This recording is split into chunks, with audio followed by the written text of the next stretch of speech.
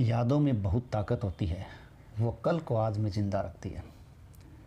ये लाइनें हमारी आज की कहानी में बहुत सटीक बैठती हैं। तो चलिए शुरू करते हैं आज की कहानी। गढ़ दिल्ली, गढ़ आगरो, अरगढ़ बीकानेर, भलो चुनायो भाटियाँ, सिरेगढ़ जैसलमेर। गढ़ दिल्ली का भी है, गढ़ आगरा का भी है, गढ़ बीकानेर का भी है, लेकिन भाटी राजपूतना का बनाया हुआ जैसलमेर का गढ़ उन सब का सिरमौर है। और इसी जैसलमेर गढ़ के पहरेदार ने सुबह जब गढ़ के दरवाजे खोले तो उन्हें बाहर एक लड़की पड़ी मिली। अंदर जब रानी जी को पता चला, दासी को भेजकर उसे मंगवाया। जब उसका रूप, रंग, नाक, नक्श, हाथ, पांव देखे तो रानी जी ने कहा, सब अपने अपने भाग्य को साथ लेकर आते हैं, इसका पालन पोषण इन महलों में लिखा था। और ये कहकर उन्होंने अपने पास उस लड़की को रख लिया और उसका नाम रखा भारमली। तो हमारी आज की एक कहानी है भारमली। रानी जी के 2-3 साल की एक लड़की थी जिसका नाम था उम्मा दे। अब उम्मा दे और भारमली साथ साथ बड़ी होने लगी, साथ खेलना, साथ पढ़ना, साथ नाच गाना सीखना। लेकिन फिर भी दोनों में एक बहुत बड़ा अंतर था। एक राजा की बेटी थी तो दूसरी रास्ते में पड़ी मिली एक लड़की थी, एक बाईसा तो एक दासी। जब एक की शादी होगी तो वो रानी बनकर जाएगी, दूसरी उसके साथ नौकरानी बनकर जाएगी। इस प्रकार का ये रिश्ता था। भाटी राजपूत वैसे ही अपनी बेटियों से ज़्यादा लगाव रखते हैं, और उधर उम्मा दे फिर अपने माँ बाप की बेटी के रूप में अकेली बेटी। रूप रंग में किसी से कम नहीं, उम्र बढ़ी, जवान हुई तो वर की तलाश हुई। और वर के रूप में उम्मा दे के पिता जैसलमेर के रावल लूणकरण ने मारवाड़ के शासक मालदेव को चुना। उम्मा दे का मालदेव से विवाह करना दोनों क्षेत्रों की भलाई के लिए बढ़िया था। एक तो मालदेव जवान, सुंदर और बिल्कुल उम्मा दे के जोड़ का लग रहा है। दूसरा वो उगता हुआ सूरज है। गद्दी पर बैठा तब उसके पास केवल जोधपुर और सोजत के परगने थे, लेकिन आज उसकी विजय पिता का चारों ओर फैला रही थी। ठीक है, इस प्रकार उम्मा दे और मालदेव का विवाह तय होता है, और जिस प्रकार अन्य शादी होती है उसी प्रकार ये विवाह भी संपन्न हो जाता है। मालदेव और उम्मा दे का विवाह हो गया। गठजोड़ा बांधे उम्मा दे मालदेव के साथ बारात के डेरे आ गई, और भारमली भी उसकी नौकरी में जनवासे में आ गई। तो ये हुई दोनों की शादी। जब मालदेव डोडी पर पधारने को थे तो सूचना आई कि मालदेव डोडी आ रहे हैं, और जब वो डोडी में आ गए तो उम्मा दे का श्रृंगार हो रहा था। उम्मा दे ने अपनी दासी भारमली को भेजा, तू जा उनको अर्ज कर कि वो विराजें, मैं अभी थोड़ी देर में आई। भारमली उनके पास मदिरा पात्र, चांदी का गिलास उठा राव जी के पास पहुंची या मालदेव जी के पास पहुंची। वहाँ मुजरा किया और कहा, विराजे बाईसा पधार रही हैं।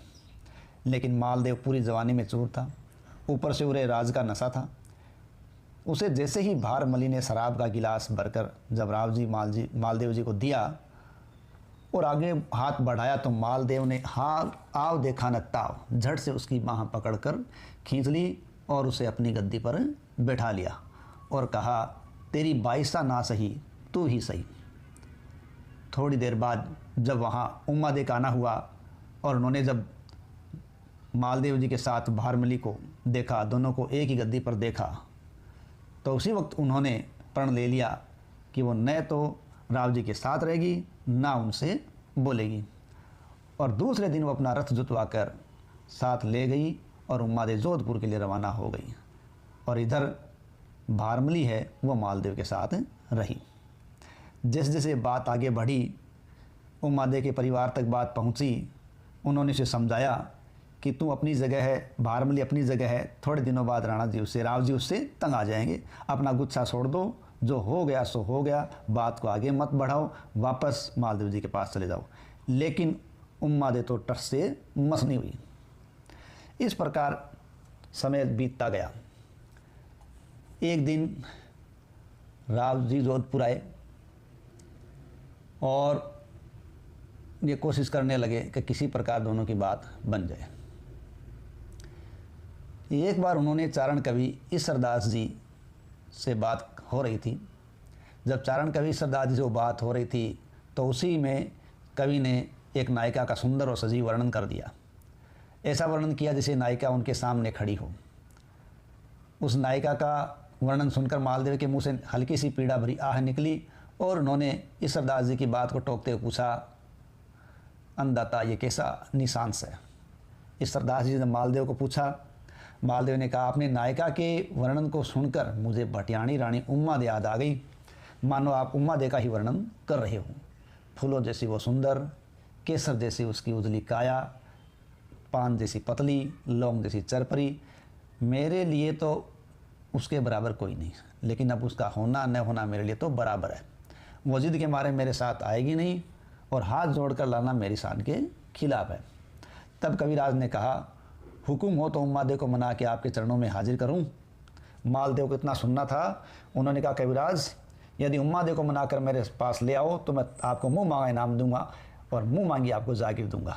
फिर क्या था, इस सरदार जी उम्मा दे की डोडी पर पहुंच गए। वहाँ उन्होंने किसी दासी से अन्य से मिलने से मना कर दिया और उन्होंने कहा कि मैं बात करूंगा तो उम्मा दे से बात करूंगा। उम्मा देवी नहीं चाहती थी कि कोई चारण कवि है, पता नहीं किस प्रकार के दोहे बना दे, इसलिए मिलने का ही भला समझा और उनको बुला लिया और पर्दा खिंचवा कर एक तरफ खुद बैठ गई, दूसरी तरफ कविराज जी बैठ गए।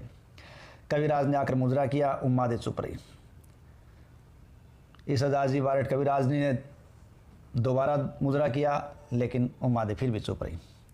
अब कविराज समझ गए कि घी सीधी उंगली से निकलने वाला नहीं है।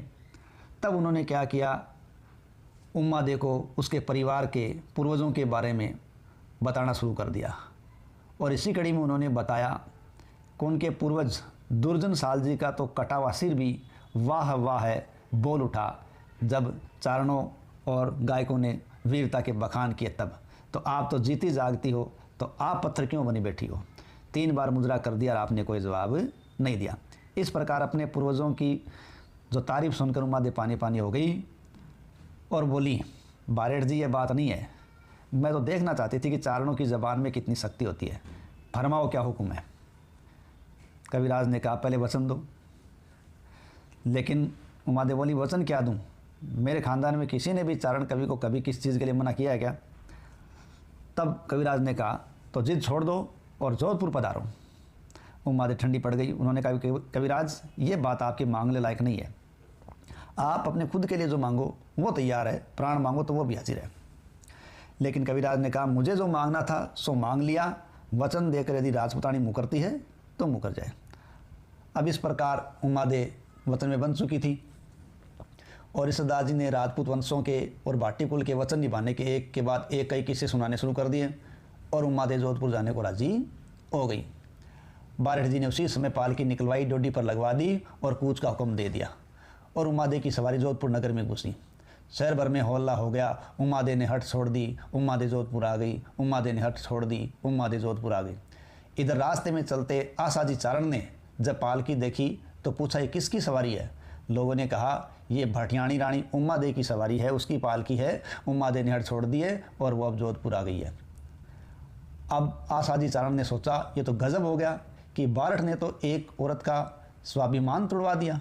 जो ही पालकी आसाजी के पास से गुजरी, आसाजी ने एक दोहा बोला, मान रखे तो पीव तज, मान रखे तो पीव तज, पीव रखे तज मान, दो दो गेंद न बंदही, एक एक खम्भ उठान। उम्मा दे के मन में दोहा पड़ा जैसे सीने पर तीर लगा। कवि ने बिल्कुल ठीक कहा था, यदि तुझे अपना स्वाभिमान रखना है तो अपने पति को छोड़ या अपने मान को त्याग दे। एक कुंभाले पर 2-2 हाथी कभी नहीं बांधे जा सकते। ये सुनना था कि पालकी के अंदर से उम्मा दे ने हुक्म दिया, सवारी लौटाओ। लेकिन कहार तेज गति से आगे बढ़ने लगे क्योंकि सरदार जी ने उनको इशारा किया। लेकिन यह क्या था, उम्मा दे ने जोर से कहा, खबरदार एक भी कदम आगे बढ़ाए, अब ये सवारी वापस जाएगी। इस प्रकार भरे बाजार से सवारी वापस लौट गई। तो इस प्रकार उम्मा दे का मालदेव के पास जाना नहीं हुआ और उम्मा दे वापस अपनी जागीर के गांव में आ गई। तो उम्मा दे वापस जाने से मालदेव वैसा का वैसा रह गया। कुछ दिनों बाद मालदेव ने भारमली से बातों बातों में पूछा कि भारमली तुझे पियर की याद आ रही होगी। तो भारमली ने कहा, अब मेरा वहाँ कौन है? तब मालदेव ने कहा कि जैसलमेर मेरी ससुराल है और मैं तुझे पूरी इज्जत से वहाँ भिजवाऊँगा और महलों में तेरे डेरे होंगे, देखेंगे रावल जी क्या कर लेते हैं। चूँकि मालदेव का इस समय पलड़ा भारी था और जैसलमेर उससे कमज़ोर रियासत थी, इसलिए कुछ हो भी नहीं सकता था। और बारमली का लमावजा पूरा जैसलमेर पहुँचा, वहाँ सब जगह बात फैल गई, बारमली आ रही है, बारमली आ रही है। और बारमली पहुँची तो लूणकरण करते भी क्या, क्योंकि वो मालदेव से बैर नहीं बांध सकते थे। और इस प्रकार लूणकरण ने कहा वो यहीं की बेटी है, पियर आइए, कोई बात नहीं, चाहे जितने दिन रुके। लेकिन राव लूणकर के बेटे की पत्नी ये सहन नहीं कर पाई। उसको लगा ये उमादेव का घर बिगाड़ चुकी है, हो सकता है कि भी यहाँ कोई नया प्रपंच कर देगी। उसने उसे छुटकारा पाने का कोई रास्ता तलाशना शुरू कर दिया और उसने रास्ता निकाला अपने भाई बाघा जी को बुलाकर भारमली का अपहरण करवाया। तो कोटड़ियाणी की रानी ने अपने भाई बाघा को सूचना भेजी कि वह यहाँ आए। बाघा जी अपनी बहन कोटड़ियाणी जी के कहने पर जैसलमेर पहुँचे और बहन ने बताया कि भारमली ने उमादे का घर ख़राब कर दिया है, अब यहाँ आ गई है, यहाँ हो सकता है कि मेरा घर बिगाड़ दे, मुझे भी उजाड़ेगी, भाई मेरा घर बचा और इसको यहाँ से उठा कर ले जा। बाघा ने अपनी बहन के सिर पर हाथ रखा, बस इतनी सी बात है तो कोई दिक्कत नहीं है, मैं इसको ले जाऊँगा। 2-4 दिन बहन बहनोई का मेहमान बनकर बाघा वहाँ रहे और फिर जाने की इजाज़त मांगी। बहन से मिल अपने डेरे पर आ गए। भाई को विदा देने का सिरोपाव चांदी के थाल में रखकर कोटड़िया रानी जी ने भारमली को कहा, भारमली मेरे भाई जा रहे हैं, ये सिरोपाव उनको डेरे पर जाकर दे आओ। भारमली ने नई ओढ़नी ओढ़ी, आँख में सुरमा लगाया, बिंदी लगाई और उसकी पायल रुणक झुणक करती चल रही थी। वो थाल लिए बाघा के डेरे पर पहुंचे। बाघा ऊँट पर पलान कसे तैयार खड़ा था और इस प्रकार पहली बार बाघा ने भारमली को देखा और भारमली ने बाघा को देखा। दोनों की आंखें चार हो गई और दोनों एक दूसरे के अंदर समाने की स्थिति में थे। अब बाघा बिजली थी तो भारमली में था। बाघा ने ऊँट को बैठाया, उस पर सवार हुआ, सिरोपाव लेने के लिए उसने हाथ बढ़ाया। भारमली 2 कदम आगे बढ़ी और सिरोपाव देने जब ऊँट के पास आई तो बाघा ने भारमली का हाथ पकड़ा, उसे अपने ऊँट पर बिठाया, आगे बिठा लिया और ऊँट को एड़ लगाई और इस प्रकार बाघा भारमली को अपने गांव कोटड़ी ले आया। बाघा का अपने आसपास में प्रभाव बढ़ा था, क्योंकि बाघा है वो अमीरों को लूटता, गरीबों का बांटता था, हवेलियों की दीवारें तोड़ता, टूटी फूटी झोंपड़ियों को ठीक करवाता था। वो इधर माल लूटता, उधर माल बांटता था, गरीब लड़कियों की वो शादी करवाता, विधवाओं को परवरिश देता। जिस किसी को तकलीफ़ हो, दुख हो, वो आधी रात को बाघा के पास आ सकता था। वो कहता था खूब खाओ, खूब दूसरों को दो, अच्छे मित्र रखो, अच्छा काम करो, एक दिन सबको मरना है और कोई भी तिनका भी अपने पास नहीं जाएगा, केवल नाम पीछे रह जाएगा। इस प्रकार भारमली एक ऐसे शख्स के साथ आ गई जो बहुत भला मानुस प्रतीत हो रहा था। अब मानो भारमली की तो ज़िंदगी सफल हो गई। अब वो समझी थी कि नारी और पुरुष का असली संबंध क्या होता है। अब वो बाघा से दूर होने के बारे में सोच भी नहीं सकती थी। वो सोचती थी कि राजपाट भले ही मिल जाए, लेकिन हृदय की प्यास उस राजपाट से नहीं बुझती। मारवाड़ का राजा मुझे सिर आंखों पर रखता है, उसने मेरे पीछे उमादे जैसी पत्नी को भी छोड़ दिया, लेकिन फिर भी वो बात नहीं थी जो आज मेरे साथ है। अब वो भगवान से प्रार्थना करने लगी कि मुझे बाघा से कभी दूर न करें।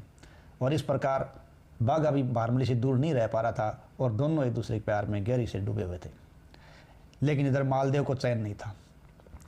उमादेव वापस नहीं आई और भारमली को बाघा ले गया। तो उसने मालदेव ने आसाजी चारण को बुलाया और कहा, कविराज मेरी छाती में एक तीर अटका हुआ है, बड़ा खटक रहा है, उस तीर को आप ही निकाल सकते हो। आसाजी ने कहा, मैं? हाँ, भारमली बाघा के पास है और यही तीर मेरे सीने में चुभ रहा है। आपकी कविता में वो शक्ति है कि आप ये तीर निकाल सकते हो। बाघा कवि और कविता दोनों का रसिया है। आपकी कविता झड़ बाघा को मतवाला कर देगी। आप कविताओं की झड़ी लगाओ, वो मतवाला होगा और वो कहेगा मांगिए कविराज, जो आपके मन वाए मांगिए। और आप ऐसे में भारमली को मांग लेना, वो देने से इनकार नहीं करेगा। मालदेव ने आसाजी की शक्ति को ठीक आंका था और कविराज है वो बाघा जी तक पहुँचे। कविराज ने बाघा जी को सूचना भेजी कि वो आ रहे हैं। तो बाघा जी ने जब कवि के आने की बात सुनी तो उसका रोम रोम हंसने लगा। उन्होंने भारमली से कहा, आशा जी बारे ठारे हैं, उनके सत्कार आव भगत में कोई कमी न हो। भारमली का दिल धक से रह गया। क्या कहा? आशा जी? हाँ हाँ, आशा जी कवि हैं, क्या कविता बोलते हैं, एक एक बोल में एक एक बोतल का सा नशा करते हैं। अपने धन्य भाग है कि वो कोठड़ी में आ रहे हैं। अब भारमली को शक पड़ गया कि ये मालदेव का कोई षड्यंत्र लगता है, मुझे अब बागा से अलग करने के लिए उन्हें भेजा है। अब तो भारमली का कलेजा बिल्कुल कांपने लगा।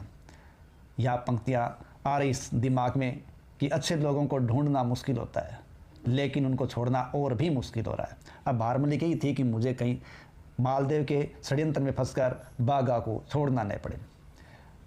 उन्होंने बागा से पूछा, क्या आप उनको गांव से बाहर लेने जा रहे हैं? बागा ने कहा, हाँ हाँ। उन्होंने कहा, मैं भी आपके साथ चलूँगी। इस प्रकार बागा और भारमली दोनों ऊँट पर सवार होकर आशा जी से मिलने चले। कविराज को देखते ही बागा ने ऊँट से नीचे कूद आशा जी को गले लगाया और बागा का रोम रोम आनंद से खिलने लगा। प्रेम के आंसुओं से आंखें भर आई। कुएं के पास नीम के पेड़ के नीचे दोनों बैठ गए। बागा और आशा जी के बैठते ही भारमली ने कटोरदान खोला और तुरंत उनको भोजन परोसा और साथ में लाए पेय पदार्थों को फुर्ती से प्यालियों में डालकर उनको दिया और सने भरी आंखों से झांकती रही, मीठी मीठी मनोहारें करती रही, उनको खिलाने लगी और पास में कुएं से ठंडा पानी लाकर उनको पिलाया। इस प्रकार उनकी आवभगत की और हाथ दुलाने की जारी लिए वो खड़ी रही। आशा जी को लगा कि बागा की प्रति छाया तो भारमली है, ये दोनों एक दूसरे के लिए है, एक दूसरे को समर्पित है। ईश्वर ने जैसे इन्हें एक दूसरे के लिए ही बनाया है। और वो इन दोनों के प्यार को देखकर, साथ को देखकर भाव विभोर हो गए और उनके मुंह से निकल गया, भारमली के घाट पे, भारमली के घाट पे बागो लूम लटक। अब भारमली ने ये बात पकड़ ली और झट से आशा जी के पैर पकड़ लिए और बोले, कविराज जी, आपने मुझे अपने मुंह से ही बागा को दे दिया है, अब मुझे इनसे अलग मत करना। कविराज जी, मुझे इनसे अलग मत करना। अब क्या था? आशा जी अपनी दांत से जीभ काट कर रह गए कि मैं क्या करने आया था और मैंने क्या कर दिया। खैर, बागा आशा जी को कोठड़ी ले गया। भारमली उनको अपनी पलकों पर रखती, उनके मुंह की बात बाहर निकलती उससे पहले उनका हुक्म पूरा कर देती, उनको खाना खिलाने के बाद ही खाना खाती थी। अपने से ज़्यादा वो कविराज का ध्यान रखती थी। कोठड़ी में दिन रात काव्य चर्चा चलती। बारेठ जी की कविता के एक एक बोल पर बागा जी दीवाना होता। दूसरे सुनने वाले अपना सिर धुन लेते। भारमली की वाहवाही कविता में और भी चौगुना रस घोल देती थी। इस प्रकार आशा जी तो बागा के यहाँ रम गए और वो मालदेव के पास गए ही नहीं। धीरे धीरे दिन कटते गए, हंसी खुशी बीतते गए। आशा जी और बागा में अटूट प्यार हो गया और एक पल एक दूसरे के बिना नहीं रह सकते थे। साथ साथ ही उठते बैठते, साथ साथ ही शिकार खेलने जाते, साथ साथ खाना खाते, साथ ही पीते, साथ साथ कविता करते, कविता सुनते सुनाते। इस तरह वर्ष बीत गए और धीरे धीरे टाइम बीतता गया और होनी पर किसका जोर चलता है। एक दिन बागा जी का देहांत हो गया और बागा जी के साथ ही भारमली भी सती हो गई। इस प्रकार भारमली ने चाहा कि वो बागा से कभी अलग न हो, तो वो अपने जीते जी कभी बागा से अलग नहीं हुई और बागा के साथ ही सती हो गई। लेकिन इतने समय साथ रहते रहते आशा जी बागा से बिल्कुल जुड़ चुके थे। अब उसके वीर्य को सहन नहीं कर पाए। उनको केवल बागा ही बागा नजर आ रहा था। उनको न अपनी खबर थी, न अपने कपड़ों की खबर थी, न उनको अपने खाने की सुध थी। शमशान में जा बैठते, उनके दाह स्थल को देख रहते, लोग ज़बरदस्ती उनको वापस वहाँ से लाते, लेकिन वो तो बागा बागा करते रहते। ठीक है, लोग उनको बाज़ार ले जाते तो वो कहते बाज़ार की कस्तूरी पुरानी पड़ गई है, केसर का भाव कराने वाला ही चला गया, तो अब यहाँ रखा क्या है। इस प्रकार लोग उनको जब बाग में ले जाते तो वो कहते ये मोर, ये कोयल, ये पक्षी सब बागा को याद करके रो रहे हैं। आसपास के गांव में आशा जी की हालत के चर्चे हो गए। लोग कहने लगे क्या कविता राज की क्या हालत हो गई है। लोग कहते हैं दोस्त का वीरा इसको पागल कर गया। लेकिन आसपास इतने राजा हैं, क्या उनमें से एक को भी इतना बोध नहीं है कैसे उच्च कोटि के कवि को अपने पास बुला ले। और ये बात अमरकोट के राणा जी तक पहुंची तो उन्होंने कहा कि कविराज को मैं रखूंगा, और उन्होंने कोटड़िया से कविराज जी को अपने पास अमरकोट बुला लिया। लेकिन आशा जी बागा को नहीं भूल पा रहे थे, वो बागा बागा करते रहते। एक रात को राणा जी ने आशा जी कहा, आशा जी आज रात अगर आप बागा का नाम नहीं लें तो मैं हर पहर के आपको 1-1 लाख रुपए दूंगा, यानी चारों पहर मिलाकर आपको सुबह होते ही 4 लाख रुपए नज़र कर दूंगा। आशा जी ने वो बात सुनी अनसुनी कर दी, लेकिन उनके लड़के ने आशा जी को समझाया, आप इस रात हिम्मत रखो, कम से कम एक रात बिना बागा का नाम लिए काट दो तो सुबह होते अपने को 4 लाख रुपए मिल जाएंगे। राणा जी ने ध्यान रखने के लिए अपने साथियों को भी लगा दिया, लेकिन ये क्या, पहला पैर होते होते आशा जी की आँख खुली और उनके मुंह से निकल पड़ा, बागा आव वले है, घर कोटड़े थू घणी, जासी फूल झड़े है, वासम जासी बाघनी। बाघा वापस आ, फूल झड़ भले ही जाए लेकिन फिर भी उनकी सुगंध थोड़ी जाती है। उनके लड़के ने कहा, अरे गजब कर दिया, 4 लाख रुपए गंवा दिए। लेकिन राणा जी ने कहा, कोई बात नहीं, सारी रात न सही, एक एक पैर के 1-1 लाख रुपए दूंगा। बेटे ने हाथ जोड़कर सुगंध दिलाकर आशा जी को सुलाया, लेकिन ये क्या, आशा जी को नींद कहाँ। पेट तो किसी भी तरह भर सकते हैं, लेकिन मित्र की याद नहीं भुलाई जा सकती। पहला पैर खत्म नहीं हुआ, उसके पहले आशा जी बोल पड़े, ठोड़ ठोड़ पग दौड़, ठोड़ ठोड़ पग दौड़, करशा पेट जा कारणे, रात दिवस राठौड़, बिसरशा नहीं भागने। आशा जी का बेटा फिर सिर पकड़कर रह गया। राणा जी ने सोचा कि कविराज को लालच देकर देख लिया, अब ये प्रेम और मोह से ही कोई बात बन सकती है तो बन सकती है, तो उन्होंने प्रेम की बौछार कर दी। हर तरह से वो चाहते कि कविराज को, आशा जी को वो प्रेम रखे और मान मनवार करे। एक दिन राणा जी नदी पर नहाने गए और मान मनवार करके साथ ले गए कविराज को। दोनों कपड़े खो नदी में उतरे। आशा जी नदी से जल्दी बाहर निकल आए। राणा जी के और उनके कपड़े पास पास पड़े थे। आशा जी अपने ध्यान में मस्त थे, भूल से राणा जी के कपड़े पहन लिए। राणा जी जब नदी से बाहर निकले तो देखा कि उनके कपड़े तो बारेठ जी ने पहन रखे हैं। उनके मुंह से निकला, बारेठ जी आपने तो मेरे कपड़े पहन लिए, आपके तो देखो इधर पड़े हैं। ये सुनते ही बारेठ जी के तन मदन में आग लग गई और बोला, बागा तूने मेरे साथ कभी तेरा मेरा नहीं किया, यही तो तेरा प्रेम था जिसने मुझे वसीभूत कर रखा था। और राणा जी जो कपड़ों के लिए मुझे टोक रहे हैं, वे मुझे क्या प्रेम दे सकेंगे। चलो कोटड़ी ही चलो, वहाँ बाघा न सही, उसकी यादें तो है। और उसी वक्त कविराज आशा जी वहाँ से चले और बिना किसी को साथ लिए कोटड़ी की ओर रवाना हो गए। आशा जी को इस पूरे संसार से विरक्ति हो गई। उन्होंने संन्यास सा ले लिया, न किसी से बोलना न किसी से चलना, चिंता नहीं भूख प्यास की, बागा का नाम लेते रहे, कविता बोलते रहे और ऐसे करते करते ही उन्होंने बागा की याद में अपने प्राण दे दिए। चलते चलते इस कहानी को देख कर ये कविता याद आ रही है, पंक्तियाँ याद आ रही है। इतना आसान नहीं है जीवन का हर किरदार निभा पाना, इतना आसान नहीं है जीवन का हर किरदार निभा पाना। इंसान को बिखरना पड़ता है रिश्तों को समेटने के लिए, और रिश्तों को समेटने के लिए इसी प्रकार कविराज ने बागे की याद में अपनी ज़िंदगी नौछावर कर दी।